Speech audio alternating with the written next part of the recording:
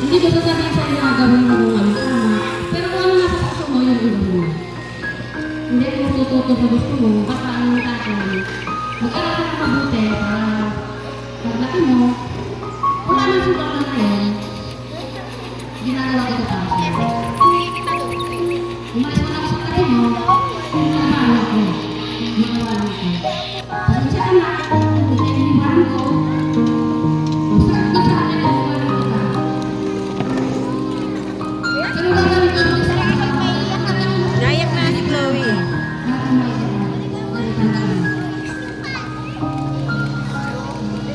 Sana alam sa inyo, alam sa inyo, magpapagdal ka ng mabuti. Kung hindi ko magagawa yung iniwanan ka,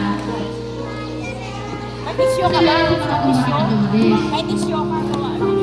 Kung ako nandigil ko lang, hindi ko makagawa ito. Kasi may bibigay sa'yo ko na yung birthday mo. Yun ang rason kung bakit ako nagtrabaho. Iniwan lang kita. Kasi kung sa akin, inaya ko. Para mas nakakayari ko. Hindi ko malayo sa akin. Maramali ka ako.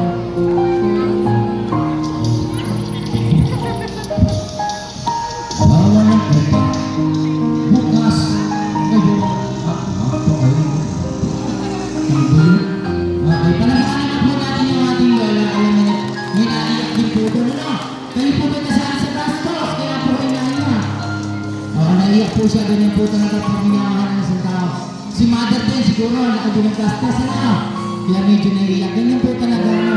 Medyo natutuwa, medyo naiiyak. Yung naiiyak kasi sa sobrang gastos. Yung masaya kasi birthday ng apo naman. Kaya ako naiinip na yung bukas ko ito. Iba ko na. Naiyak ako dahil nagawa ko yung gusto ko. Oo, ayan.